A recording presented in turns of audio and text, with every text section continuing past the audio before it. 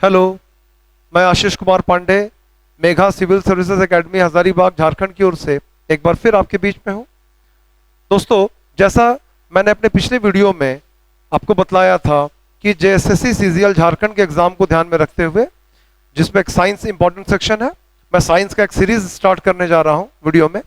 तो उसी क्रम में मैंने पिछली बार फिजिक्स का स्टार्ट किया था और उसमें मैंने एक बेसिक चीज को उठाया था, यूनिट एंड डायमेंशन, जो बहुत ही बेसिक होता है, और मैंने समझाया था उसकी इंपॉर्टेंस को।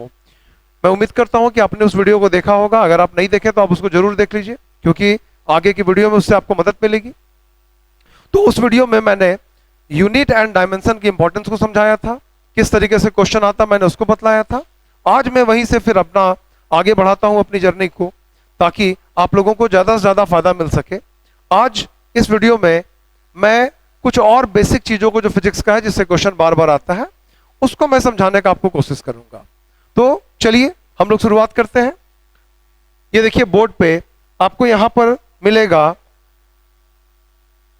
एक चीज, अदिश राशि। अदिश राशि दैट इज कॉल्ड स्केलर। तो आपको पता होगा कि फिजिकल क्वांटिटीज को मोटे तौर पर दो भागों में बांट देते हैं। फिजिकल क्वांटिटीज क्या होता है, आपको इसका भी एक बेसिक नॉलेज होना चाहिए। अगर कोई पूछ देगा तो आपको पता होना चाहिए। तो कभी भी कोई आपसे पूछे कि भाई भौतिक राशि होता क्या है, फिजिकल क्वांटिटी किसको बोलते हैं, जिसकी चर्चा बार बार होती है, तो उसमें एक बुकिश किताबी बहुत ज्यादा आपको आंसर देने का जरूरत नहीं है। एक आप सामान्य शब्दों में बतला सकते हैं कि जिसको कैलकुलेट किया जा सके, जिसका मेजरमेंट किया जा सके, उसको हम लोग फिजिकल क्वांटिटी कहेंगे। जैसे द्रव्यमान, जैसे दूरी, ठीक है, और ऐसे कई चीज जिसको हम लोग माप सकते हैं। ठीक है, इसका मतलब क्या हुआ कि कुछ चीजें ऐसी भी हो सकती हैं जिसको आप माप नहीं सकेंगे।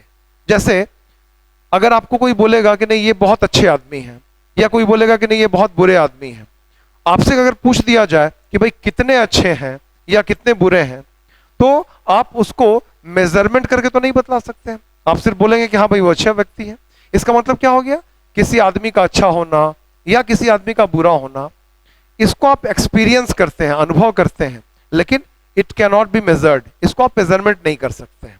लेकिन अगर आपसे कोई ये बोल दे कि चलिए हम लोग पैदल पैदल चलते हैं घूमते हुए, रांची जाना है हम लोगों को, तो आप एक बार सोच में पड़ जाइएगा कि भाई हजारीबाग से रांची तक की दूरी तो ठीक ठाक है, कम से कम 90-100 किलोमीटर होगा। इसका मतलब क्या हो गया कि जैसे ही आपको ये बात बोला गया कि चलिए पैदल हम लोग चलते हैं रांची, तो आप तुरंत मेजरमेंट कर लिए अपने दिमाग में कि जो दूरी है हजारीबाग से रांची की, वो इतनी है कि आपको पैदल जाने में दिक्कत हो सकता है। इसका मतलब क्या हुआ, दूरी को आप सिर्फ एक्सपीरियंस नहीं कर रहे हैं दिमाग में, बल्कि आप उसका मेजरमेंट भी एक मोटे तौर पे कर ले रहे हैं, और एग्जैक्ट मेजरमेंट भी कर सकते हैं। तो इसका मतलब क्या हो गया, दूरी को, डिस्टेंस को आप क्या मान सकते हैं, फिजिकल क्वांटिटी मान सकते हैं।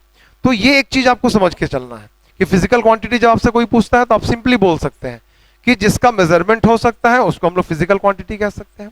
तो उन्हीं फिजिकल क्वांटिटीज को, भौतिक राशियों को, एक रफली मोटे तौर पे दो भागों में बांट दिया गया है। एक को बोला जाता है अदिश और एक को बोला जाता है सदिश। इंग्लिश में इसको बोलते हैं स्केलर एंड वेक्टर।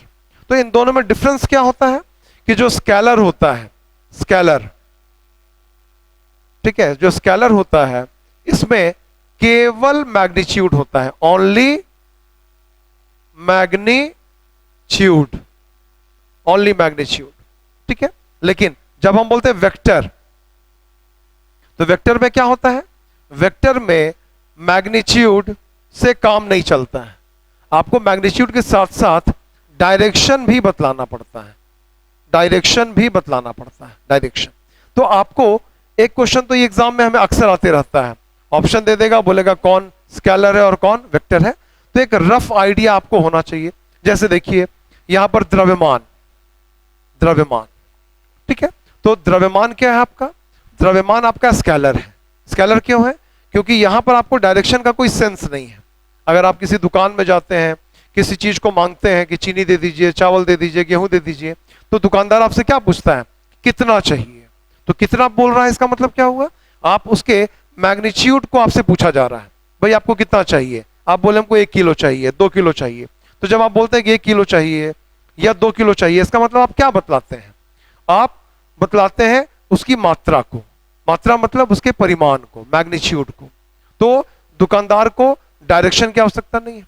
इसका मतलब क्या हो गया कि आपका जो मास है, द्रव्यमान, ठीक है, ये आपका कैसा क्वांटिटी है, मास मतलब द्रव्यमान, ये आपका स्केलर है। लेकिन जब आप फोर्स में जाते हैं, फोर्स जिसको हम लोग बल कहते हैं, तो बल में ये बात लागू नहीं होती है। अगर आप ये बतलाते हैं कि किसी वस्तु पर एक फोर्स लगाया जा रहा है, बल लगाया जा रहा है, तो वहां से दो क्वेश्चन अराइज होते हैं। पहला क्वेश्चन कि वो बल कितना है, कितना बल काम कर रहा है, पहला चीज ये पूछा जाएगा आपसे। तो आप उसकी मात्रा बतलाएंगे, 10 न्यूटन है, 20 न्यूटन है, 15 न्यूटन है, 100 न्यूटन है। तो ये जो चीजें आप बतलाएंगे दैट इज मैग्नीट्यूड। लेकिन जैसे ही आप बतला दिए कि भाई उस पर 100 न्यूटन का बल काम कर रहा है, अगला क्वेश्चन तुरंत आ जाएगा कि ये जो 100 न्यूटन का बल काम कर रहा है ये किधर से काम कर रहा है, क्योंकि इसमें डायरेक्शन होगा। ये अपवर्ड काम कर सकता है, डाउनवर्ड काम कर सकता है, from right side, from left side, ठीक है, किधर से ये काम कर रहा है, ये आपको डायरेक्शन बतलाना पड़ेगा। इसका मतलब क्या हो गया कि फोर्स जो है इसमें आपको दोनों चीज चाहिए, इसमें आपको डायरेक्शन भी चाहिए और प्लस आपको इसमें मैग्नीट्यूड भी चाहिए। इसका मतलब क्या हो गया कि फोर्स आपका कैसा क्वांटिटी हो गया, फोर्स आपका वेक्टर क्वांटिटी हो गया। तो इस तरीके से मास स्केलर हो गया लेकिन फोर्स वेक्टर हो गया। क्यों? क्योंकि मास के लिए, द्रव्यमान के लिए आपको सिर्फ मैग्नीट्यूड चाहिए, लेकिन फोर्स के लिए आपको मैग्नीट्यूड से काम नहीं चल रहा है, मैग्नीट्यूड अधूरापन ला रहा है। आपको साथ में यह भी बतलाना पड़ेगा कि भाई उसका डायरेक्शन क्या है। तो इस तरीके से जहां पर दोनों ही चीजें चाहिए, है ना, which needs both direction and magnitude, that is called vector. लेकिन जहां पर केवल मैग्नीट्यूड चाहिए उसको स्केलर बोलते हैं। तो आप देखेंगे एग्जाम में ये एक क्वेश्चन पूछने का एक तरीका है कि एग्जाम में पूछ देता है कि कौन वेक्टर है और कौन स्केलर है। तो एक रफ आइडिया आपके पास होना चाहिए मेन जो फिजिकल क्वांटिटीज है। जैसे कुछ मैंने देखिए यहां दिया हुआ है, द्रव्यमान हो गया, दूरी हो गया, घनत्व हो गया डेंसिटी, वर्क कार्य हो गया, पावर शक्ति, आवेश मतलब चार्ज, विभव विभव मतलब पोटेंशियल, समय, चाल, दाब, क्लियर, ऊर्जा, ताप, विद्युत धारा, आवृत्ति, ये सब चीजें क्या है, दीज ऑल आर स्केलर्स। यहां पर आपको डायरेक्शन की आवश्यकता नहीं है। तो इस तरीके से आपको सबको याद रखना है। तो मैं उम्मीद करता हूं ये आप समझ पा रहे होंगे। एग्जाम में जब आप देखेंगे तो पहला चीज मैंने समझाया था अपने पहले वीडियो में, यूनिट एंड डायमेंशन। अभी मैं फोकस कर रहा हूं स्केलर एंड वेक्टर पे।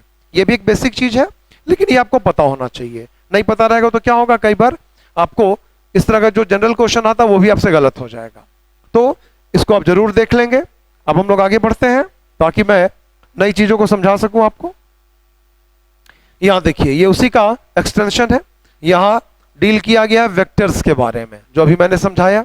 यहां पे लिखा हुआ भी है कि जहां परिमाण मतलब मैग्नीट्यूड के साथ साथ डायरेक्शन मतलब दिशा भी जरूरी है, दैट इज कॉल्ड वेक्टर। तो उसके कुछ एग्जांपल्स देखिए यहां दिया हुआ है, ये आप जरूर पढ़ लेंगे। जैसे डिस्प्लेसमेंट विस्थापन, वेग मतलब वेलोसिटी, भार, ये ध्यान देना भार, ठीक है, भार मतलब वेट। बहुत सारे लोग ऐसे होते हैं जिनको भार और द्रव्यमान इसके बीच फर्क नहीं समझ में आता है या वो समझना नहीं चाहते हैं। उनको लगता है कि एक ही चीज है। ध्यान रखना है कि जब हम लोग दैनिक बोलचाल में रहते हैं तो इससे फर्क नहीं पड़ता है। हम लोग भार बोल सकते हैं, द्रव्यमान बोल सकते हैं कॉमनली, उससे दिक्कत नहीं है। लेकिन जब हम लोग पढ़ते हैं, जब हम लोग क्वेश्चन सॉल्व करते हैं, तो ये दोनों ही अलग अलग फिजिकल क्वांटिटीज है। जैसे जो द्रव्यमान होता है ये सिर्फ आपको बतलाता है मैग्नीट्यूड को कि भाई कोई भी चीज कितना है, और इसीलिए इसका यूनिट क्या होता है, इसका यूनिट होता है केजी।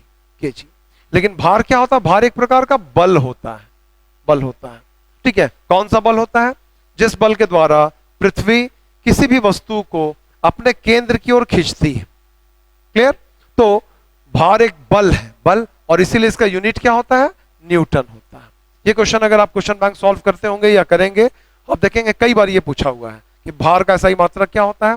और जानबूझ के कई बार क्या करता है क्वेश्चन सेटर, पहला ऑप्शन केजी दे देता है, ताकि अगर आप नहीं जानते तो हड़बड़ा के आप टिक कर दीजिए उसको।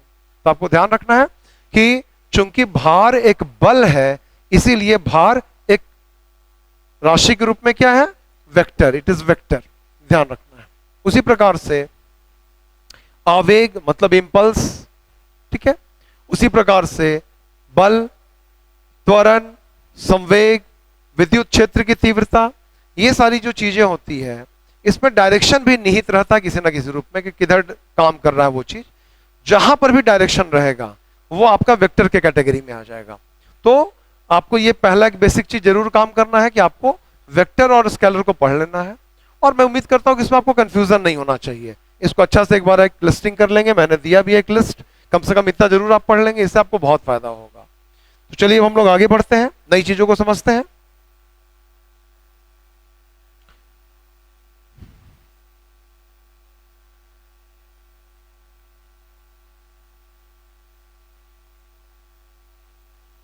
देखिए यहां पर आपका क्या मैंने दिया है, दूरी, डिस्टेंस, दूरी, ठीक है। तो अब इसमें क्या होता है कि कई बार लोगों को लगता है कि दूरी और दूरी के साथ जुड़ा हुआ है विस्थापन, ये बहुत छोटी चीजें हैं, इससे क्वेश्चन नहीं पूछेगा, लेकिन ऐसा नहीं है। एग्जाम पॉइंट ऑफ व्यू से किसी भी चीज को छोटा नहीं समझना है, छोटी छोटी चीजों से ही बड़ी बड़ी चीजें बनती हैं। और जब छोटी चीजों का कॉन्सेप्ट आपका क्लियर रहेगा तो बड़ी चीजों को भी समझने में आपको दिक्कत नहीं होगा। तो ये जो कॉन्सेप्ट है, देखिए दूरी और विस्थापन, इसको समझाने के लिए देखिए आपको इस फिगर को देखना है। दूरी क्या होता है, दूरी ये होता है कि कोई एक पॉइंट है ए और एक दूसरा पॉइंट है बी। तो ये जो दो पॉइंट होता है, ठीक है, ये जो दो पॉइंट होता है, इनके बीच में आप ए से बी जा रहे हैं। तो ए से बी जाने के लिए आपको किसी ना किसी रास्ते को फॉलो करना पड़ेगा। अब हवा में तो उड़ के नहीं जा रहे हैं अभी आप, ठीक है। तो मान लीजिए वो रास्ता ये है या ये है या ये है, ये जो मैंने इंडिकेट करवाया, ये अलग अलग रास्ते हैं फ्रॉम ए टू बी या फ्रॉम बी टू ए।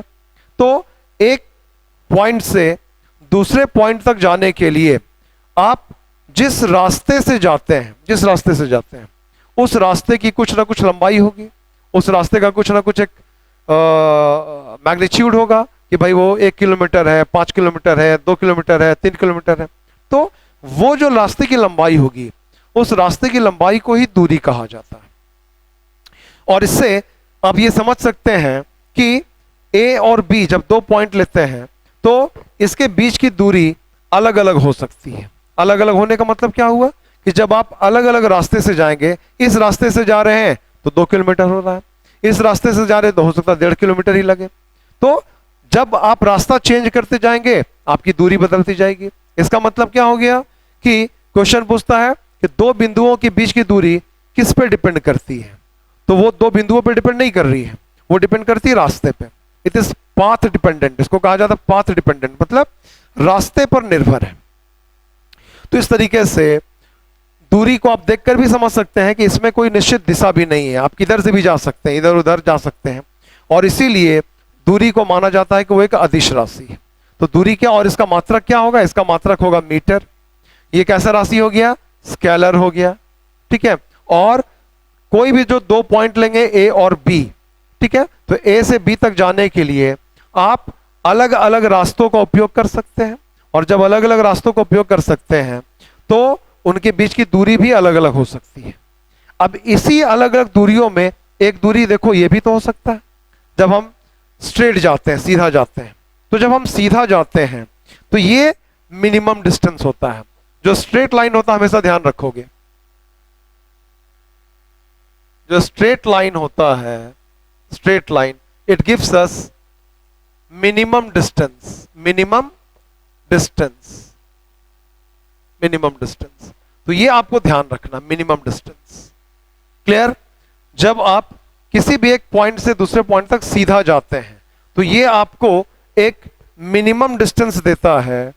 और इसी मिनिमम डिस्टेंस को डिस्प्लेसमेंट कहा जाता है, विस्थापन कहा जाता है। इसका मतलब क्या हो गया, विस्थापन भी दूरी ही है, लेकिन कैसी दूरी है, सीधी दूरी, मिनिमम दूरी, है ना। और मिनिमम दूरी के लिए आपको क्या करना पड़ता है, सीधा जाना पड़ता है।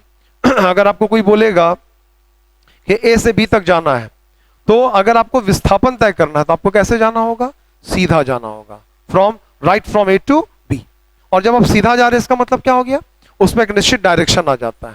When you are going from A to B तो आपका डायरेक्शन क्या है ना, it is heading from A to B. A से बी की ओर आप जा रहे हैं, क्लियर। लेकिन जब आप बी से ए की ओर आ रहे हैं तो उल्टा हो जाएगा कि आप बी से ए की ओर आ रहे हैं, लेकिन उसका मैग्नीट्यूड हमेशा सीधा रहेगा, है ना। तो इसका मतलब क्या हो गया कि जब हम बोलते हैं विस्थापन तो उसमें एक निश्चित दिशा होती है।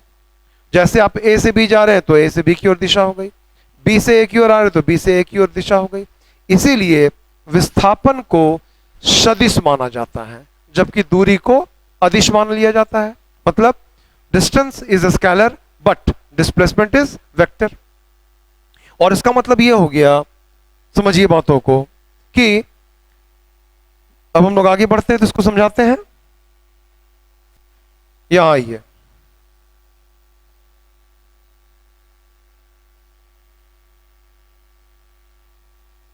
देखिए जब आप ए से बी तक जा रहे हैं, तो ए से बी तक जा रहे हैं, तो जब आप सीधा जा रहे हैं, सीधा जा रहे हैं, तो सीधा जाने का मतलब क्या हो गया? सीधा जाने का मतलब हो गया कि दिस इज डिस्प्लेसमेंट, ठीक है। तो अब इसी में क्या होता है, इसी में नया कॉन्सेप्ट आ जाता है, औसत दूरी, औसत विस्थापन, ये आपको कॉन्सेप्ट आने लगता है। अब इसको मैं आगे समझाता हूं आपको, आगे चल के देखिए।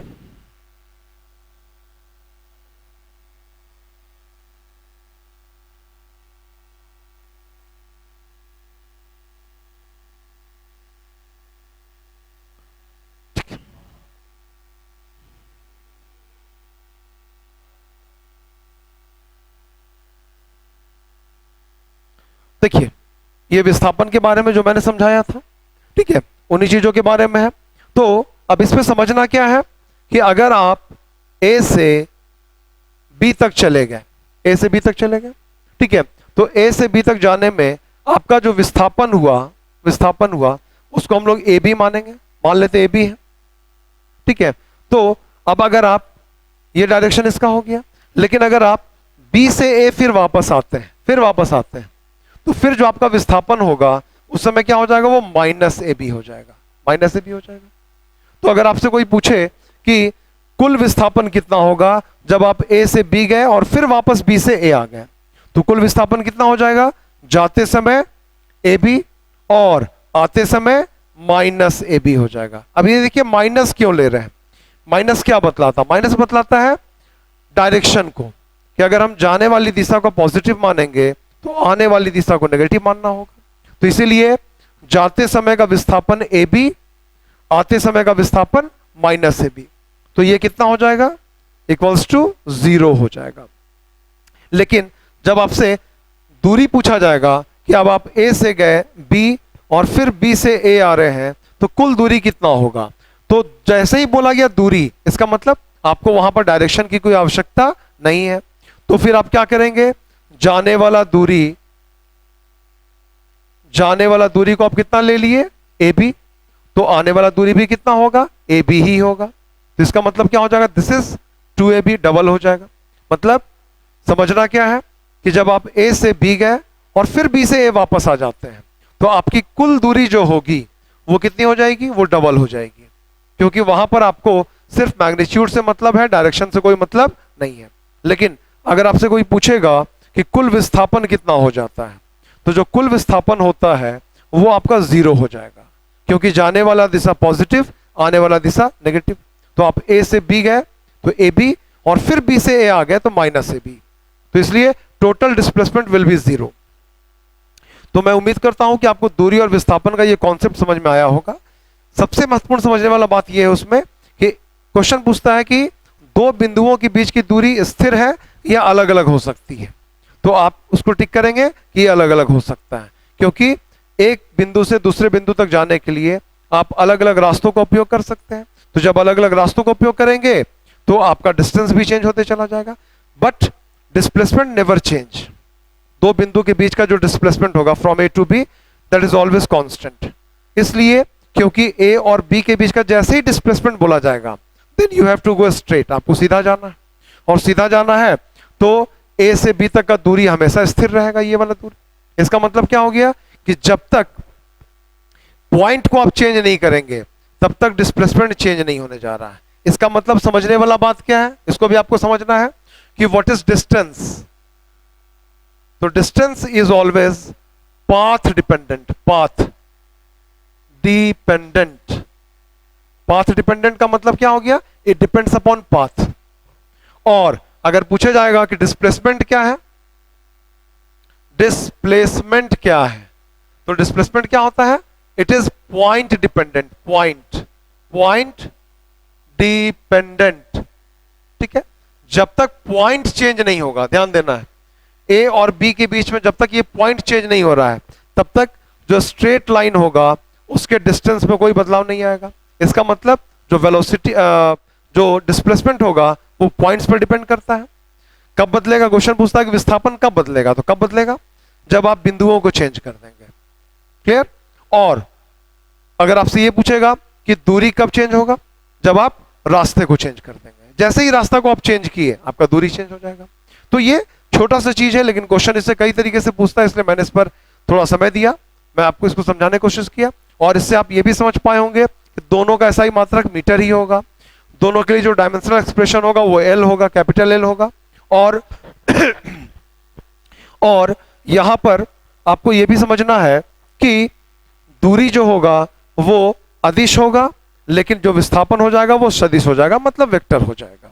तो मैं उम्मीद करता हूं कि दूरी और विस्थापन के इस बेसिक डिफरेंस को और चीजों को आप समझ पाए होंगे। अब हम लोग आगे बढ़ते हैं ताकि कुछ नई चीजों को समझे।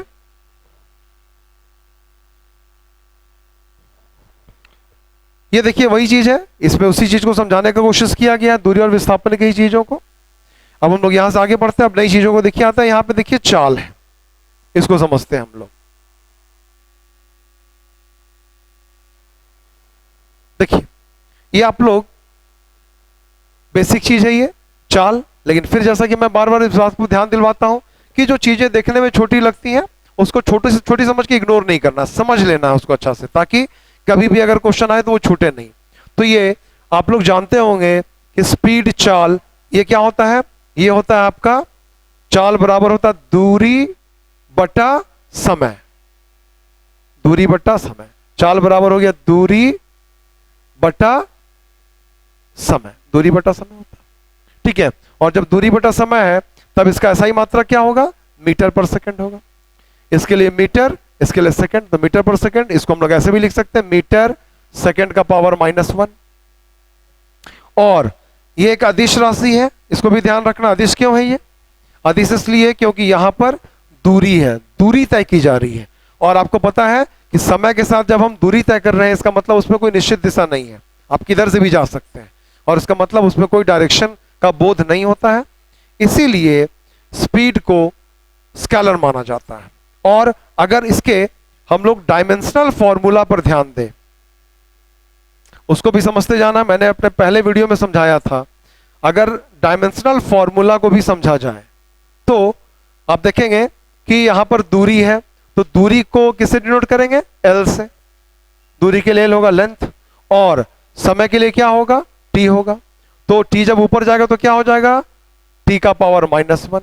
और आपको समझाए थे कि इसको बड़े ब्रैकेट से बंद कर दिया जाता है, ये उसका इंडिकेशन होता है। तो डायमेंशनल फॉर्मूला क्या हो गया चाल का, LT -1।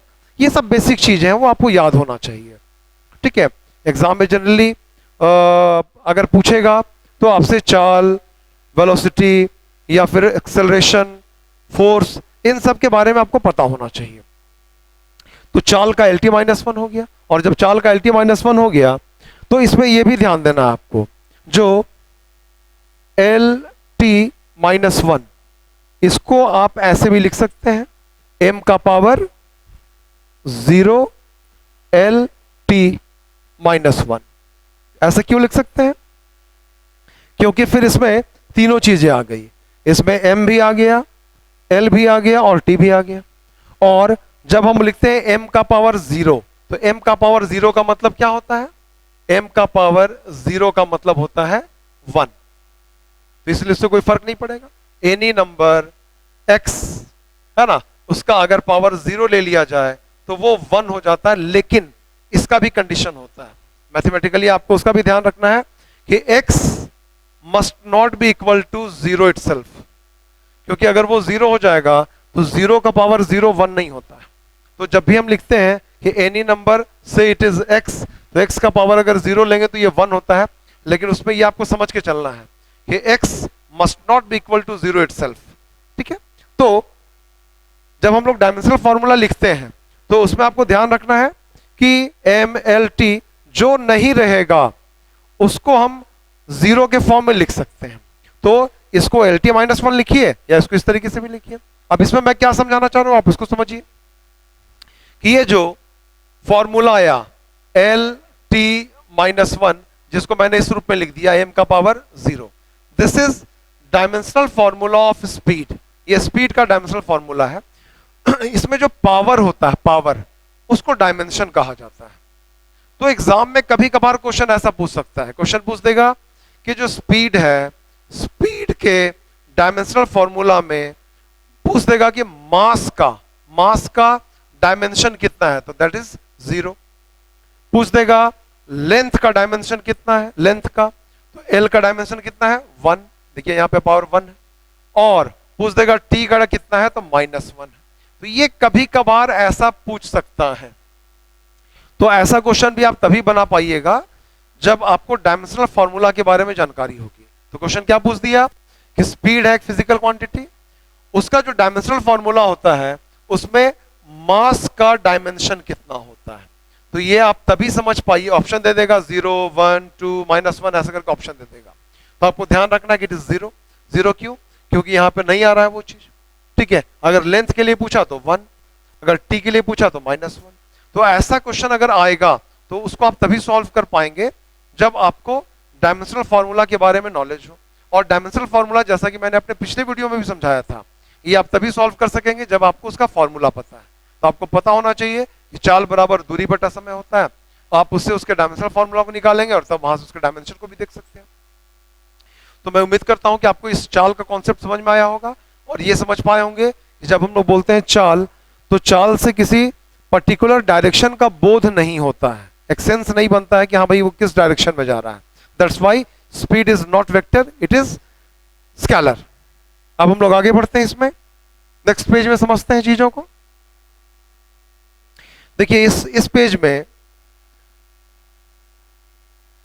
चाल के ही भाई को समझाया गया है। ठीक है, जिसको हम लोग बोलते हैं वेग, जिसको हम लोग बोलते हैं वेग। ये देखिए वेलोसिटी, ये वेलोसिटी है। तो अब चाल और वेग में बेसिक जो डिफरेंस है वो क्या है? तो जो वेग होता है, जैसे ही हम बोलते हैं वेग, तो वेग बराबर क्या होता है? वेग बराबर होता है विस्थापन। ध्यान दीजिए, विस्थापन और फिर बटा समय। इसका मतलब क्या हुआ? देखिए विस्थापन बटा समय। तो विस्थापन बटा समय का मतलब क्या हो गया कि जैसे ही हम वेग बोले तो वेग में देखिए यहां दूरी खत्म हो गया, दूरी के बदले क्या आ गया? दूरी के बदले विस्थापन आ गया। और जैसे ही विस्थापन आ गया तो यहां से चीजें आपका चेंज हो गया, है ना? क्योंकि विस्थापन क्या होता है? It is scalar, not but it is vector, it is vector. तो इसका मतलब क्या हो गया कि जब विस्थापन वेक्टर है तो आपका वेग भी क्या होगा? वेक्टर ही हो जाएगा। जैसे ही हम बोलते हैं वेग, तो वेग का मतलब क्या हो गया कि एक निश्चित दिशा में जा रहे हैं, और वो दिशा कौन सी है? सीधी रेखा। ठीक है, तो जब हम बोलते हैं कि हम वेग तय कर रहे हैं, है ना, तो इसका मतलब क्या हो गया कि we are going in certain direction, that is a straight line. सीधा जा रहे हैं हम लोग, और जब सीधा जा रहे हैं इसका मतलब उसमें एक निश्चित दिशा का बोध होता है, डायरेक्शन का बोध होता है। मैग्नीट्यूड तो खैर है ही। ठीक है, इसीलिए हम लोग वेग को क्या बोलेंगे? वेक्टर बोलेंगे। तो एक बेसिक डिफरेंस समझ में आ गया आपको वेग और चाल में, कि वेग सदिश है लेकिन चाल अदिश है। ऐसा क्यों? क्योंकि चाल क्या है? चाल में हम दूरी तय करते हैं, लेकिन वेग में हम विस्थापन तय करते हैं। तो विस्थापन क्या अभी मैंने बताया था कि minimum distance is called displacement. और मिनिमम डिस्टेंस का मतलब क्या होता है? Always a straight line joining two points. ठीक है, दो रेखाओं को बांधने वाली, मिलाने वाली सीधी रेखा। तो इसीलिए वेक्टर जैसे ही हम बोलते हैं वेग, तो वेग में क्या होगा? वेग में आपका एक ये विस्थापन है, इसका मतलब ये वेक्टर है। तो इसको एक और बात समझना है। देखिए आपको ये समझना है, जब हम बोलते हैं चाल, तो चाल क्या है? This is scalar. ठीक है, और जब हम बोलते हैं वेग, तो वेग क्या है? वेक्टर। क्लियर? तो इसका मतलब क्या हो, जब भी हम बोलते हैं वेग, ठीक है, तो वेग की दिशा किधर होगी? तो ये आपको समझना है कि हम किधर से किधर जा रहे हैं। If we are going from A to B, इसका मतलब दिशा आपका उधर ही है। अगर हम लोग बी से ए की ओर है तो दिशा आपका इधर हो जाएगा। तो इसका मतलब जब भी हम बोलते हैं वेग, तो इसमें एक निश्चित डायरेक्शन होगा ही, ये आपको ध्यान रखना है, डायरेक्शन होगा ही, ठीक है। तो इसीलिए इसको हम लोग क्या मान रहे हैं कि ये एक सदिश राशि है। तो चाल और वेग के इस बेसिक डिफरेंस को आप समझ पाए होंगे, मैं उम्मीद करता हूं। और बेसिक चीजों को समझ लेना है, इसको छोटा मानकर इग्नोर नहीं करना कि अरे ये तो छोटा चीज, जैसे क्वेश्चन नहीं आएगा, ऐसा कभी नहीं करना है। क्योंकि बेसिक कॉन्सेप्ट अगर क्लियर नहीं रहेगा तो क्या होगा, जब इससे संबंधित कुछ बड़ा क्वेश्चन पूछ देगा तो आप गड़बड़ा जाइएगा। तो ये आपका चाल और वेग मैंने समझाया। अब हम लोग आगे बढ़ते हैं। अब देखिए उसी का ये एक्सटेंशन है, ये जो चीजें अभी मैंने समझाई,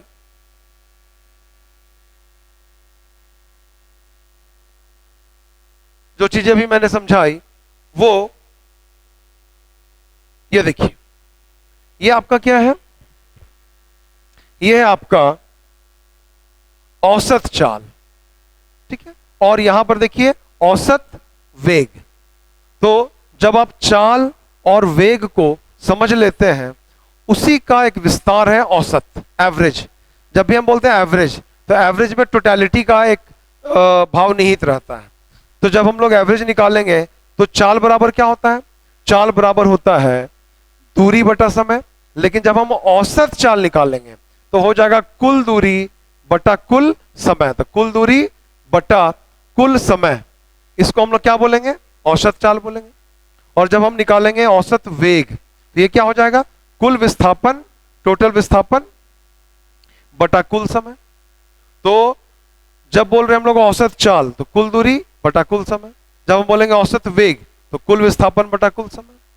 तो अभी मैंने बतलाया था कि कल्पना कीजिए आप ए से बी जाते हैं, तो this is positive, positive direction. लेकिन अगर आप फिर बी से ए वापस आ जाते हैं तो ये माइनस है ना। अगर आप जाने वाली दिशा को प्लस मानेंगे तो आने वाली दिशा को माइनस मानना पड़ेगा। तो अगर आपसे ये पूछा जाए कि आप ए से बी गए और फिर बी से ए वापस आ गए, तो औसत चाल क्या होगा? तो देखिए औसत चाल आपका क्या हो जाएगा, जो औसत चाल हम लोग को निकालना पड़ेगा, तो औसत चाल बराबर क्या होगा, देखो कुल दूरी बटा कुल समय। तो जाने वाला दूरी कितना मानेंगे, ए बी, आने वाला दूरी भी कितना मानेंगे, ए बी। देखो ध्यान से, यहां पर हम लोग माइनस ए बी नहीं ले रहे हैं क्योंकि दूरी है, दूरी स्केलर होता है, यहां पर डायरेक्शन का कोई सेंस नहीं है। तो जाने वाला दूरी ए बी, आने वाला दूरी भी ए बी, और बटा मान लेते हैं कि जाने वाला समय t1, आने वाला समय t2। तो कितना हो गया, 2ab बटा t1 प्लस t2, ये हो गया। ये आपका हो गया औसत चाल, औसत चाल। लेकिन अगर आपको बोल दे कि आप औसत वेग बतलाइए, औसत वेग, तो जैसे ही औसत वेग बोलेगा तब आपको कैसे निकालना होगा, ये हो जाएगा आपका कुल विस्थापन बटा कुल समय। तो अगर आपको जाने वाले विस्थापन को कितना माने, ए बी, तो आने वाले को कितना मानना पड़ता है, माइनस ए बी, बटा जाने वाला समय कितना मान लिए, t1, आने वाला समय कितना मान लिए, t2। तो जब A B plus minus A B करेंगे तो ये तो पूरा कट जाएगा, तो ये कितना हो जाएगा, 0 हो जाएगा। तो 0 बाई t1 प्लस t2, तो ये कितना हो जाएगा, बराबर 0 हो जाएगा। इसका मतलब क्या हो गया, देखो ध्यान दो कि जब आप जर्नी अपना कहां से शुरू किए, जब आप अपना जर्नी शुरू किए ए से गए बी, और फिर बी से आ गए वापस ए, तो आपका जो औसत चाल होता है वो 0 नहीं हो रहा है, लेकिन औसत वेग जो होता है वो 0 हो जाता है। तो ये एक महत्वपूर्ण चीज होता है जिसको आपको समझना है, और मैं उम्मीद करता हूं ये बहुत बड़ा चीज है भी नहीं, आप इसको समझ पाए होंगे। अब हम लोग फिर आगे बढ़ते हैं कुछ नई चीजों की ओर। यहां पे देखिए, यहां पे एक नया कॉन्सेप्ट आ रहा है,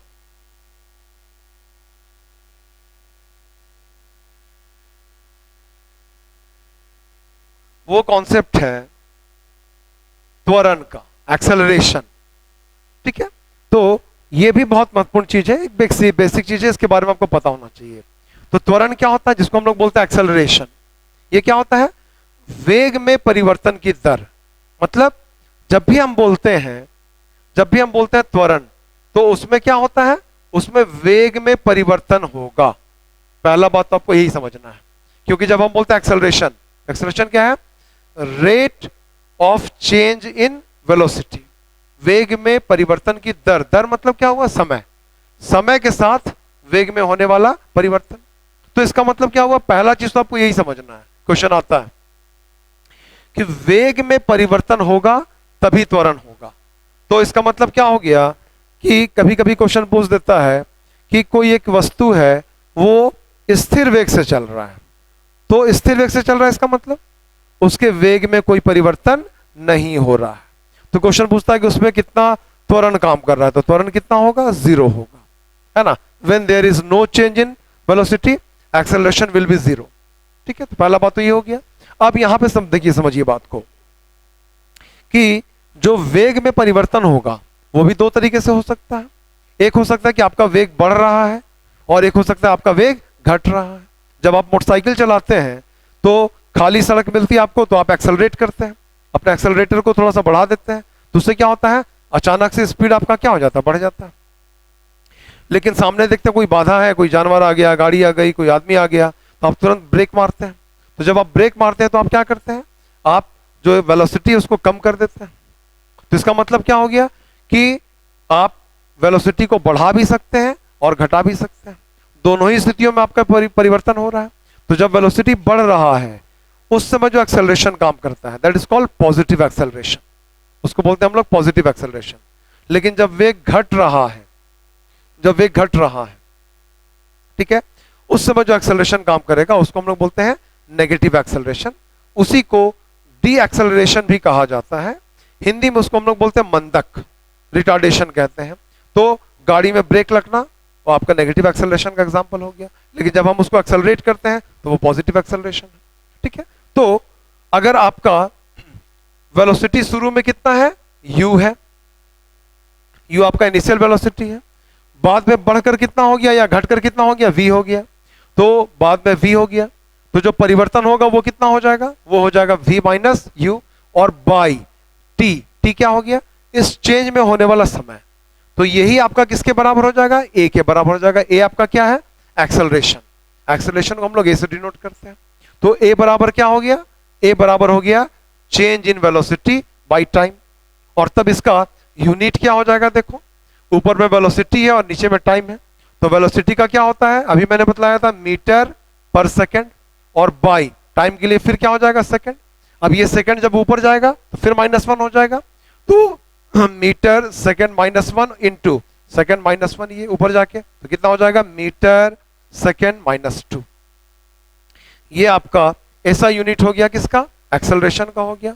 और अगर हम लोग इसका डायमेंशनल फॉर्मूला निकालना चाहें तो कितना होगा, देखिए ऊपर में वेलोसिटी है और नीचे में टाइम है, तो अभी मैंने बताया था वेलोसिटी का कितना होता है, LT-1, और बटा टाइम के लिए कितना हो जाएगा, t हो जाएगा। जब इसको मैं ऊपर ले जाऊंगा तो ये हो जाएगा -1, तो LT-1 इंटू t-1, तो कितना हो जाएगा, LT-2। तो LT-2 is dimensional formula of acceleration. ठीक है, तो इस तरीके से ये कॉन्सेप्ट क्लियर हुआ आपका।